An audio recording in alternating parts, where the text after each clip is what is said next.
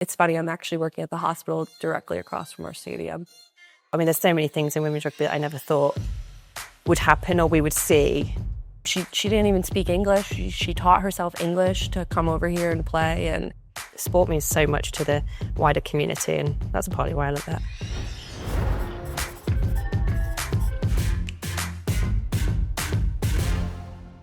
Welcome to the Plait Room, hyped by Virgin, braiding our way through women's rugby, one conversation at a time. This week, you're at Leicester Tigers at Mattioli Woods, Welford Road. I'm Jenny, and this is Tess, my co-captain. So, Tess. Hi, Jen. What are we doing with your hair today? Okay, so I'm thinking today I want two little ones, little braids straight back, and then two bigger ones, like wrapped around, but all kind of starting from the middle. And then I'll probably put it up kind of high. Yeah. So either like a bun or a pony, depending. And do you want me to braid them all the way to the bottom or put the little elastic at the top? Little elastics at the top, and then I'll secure it here. Fab. That work? Okay. That's it. Is that, Yeah. Is that what you normally have when you Yeah, I kind of switch it up. I feel like I definitely always have braids on game day, but it'll depend kind of what the mood is. And I have curly hair, which is unpredictable. So very much game day dependent. Yeah. When did we first meet? I feel like we kind of bonded right away with like similar experiences with both our international teams. Yes. And I feel like we have similar leadership styles, and I feel like we just clicked right away. I know. And so before that, I probably would have played against you, which is quite crazy. I was trying to work out if I've ever played against you with USA, but I don't think.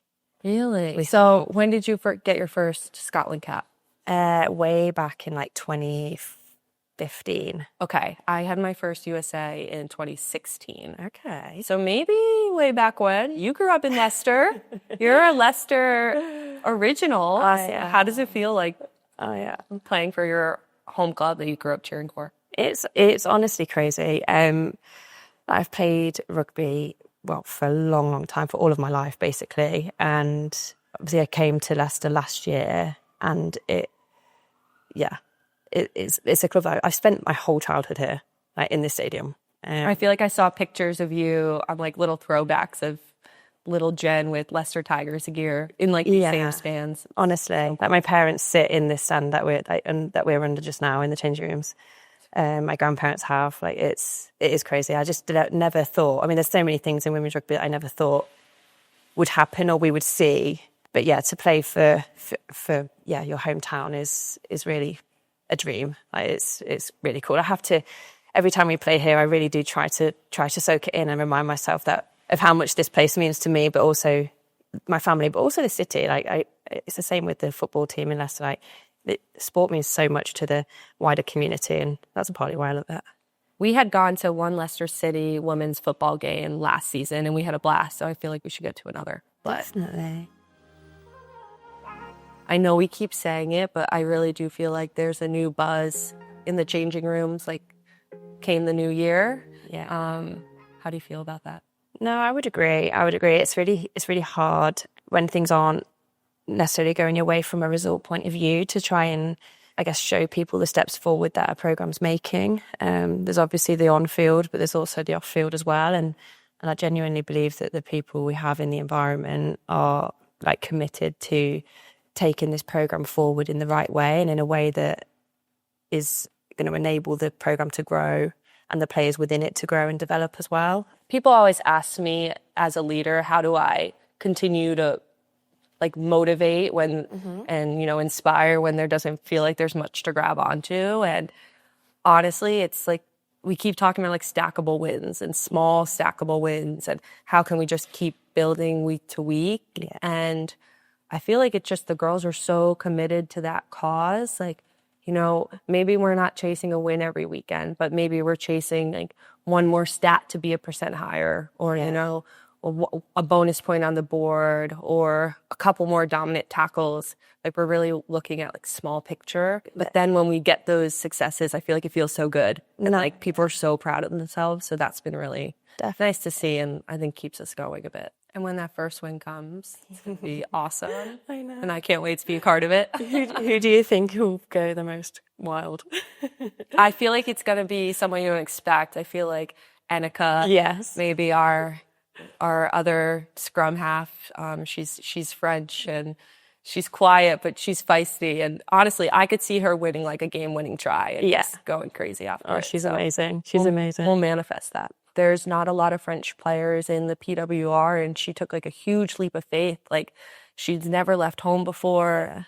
She didn't even speak English. She taught herself English to come over here and play. And like it's players like that this league is and this sport are giving people opportunity to do that. And she's just such a pure example of that, which is pretty special. I know you speak English, Tess, but you moved. You moved your life. You moved your life overseas 3 years ago. How was that, like, as a process? And yeah, it's funny, like, from the U.S., I first moved over to Ireland, and I played a season over in Ireland. Yeah, 4 years ago now, and that was like a big stepping stone for me. It was my first time kind of like going off on my own somewhere. People ask me all the time, like, do I get homesick? You know, my whole family is back home in New Jersey. In the U.S., I have 2 older brothers, and I have nieces and nephews, and my parents are there. So I definitely miss like the day-to-day, but I feel like more content in my career here than I ever have. And really, I think it is just that like group pride of getting better every week and bettering myself. And like I'm working here now in the UK as a nurse, and that's really fulfilling for me. Like, how long have you been nursing? Like, I'm guessing you trained over in the States. Yeah, so I went to university, studied nursing over in the US, and I worked as a nurse there. I worked in the pediatric ICU. Worked all through COVID. Did you? Which was exhausting, rewarding, but exhausting. And after that, I kind of took a bit of a break to focus on rugby the past couple years through the past 2 World Cups. When I got back to Leicester this season, I was like, you know what? I really miss like challenging myself in that way at bedside nursing. So transferred my nursing license here to the UK, which was tough. I had to retake a test. Did you? I haven't had to take a test in years. Oh my God, I would have been so nervous. Yeah, it was like multiple choice. I was more nervous for that than any rugby game we've ever played. But yeah, I have my license here in the UK, and it's funny, I'm actually working at the hospital directly across from our stadium. And on a Friday night, you could, if the men have a Friday night game, you can hear the crowd. No way. From the hospital. Like patients open the windows to hear the rugby crowd, which is just so cool. I work in the pediatric wards there, so there's a lot of young Leicester Tigers fans, and a couple of them caught wind that their nurse was a professional rugby player one shift, and I had to give out a few autographs on shift, which was pretty funny. But even at the hospital across the street, people are Leicester Tigers fans, so pretty cool. No, that's really cool. The way that you speak about those children that you're helping, like that relates to sport quite a lot in terms of that want to go again and get better, or rehab an injury, or whatever your medicine is, like taking it and getting better. And it's like you get to be with someone on like sometimes like the best day of their life, like the day they get better, or you're with people on like potentially the worst day of their life, and like you get to like be part of such like a raw like human experience, and it's just something you don't get to do every day. And I think it really gives you just a lot of perspective.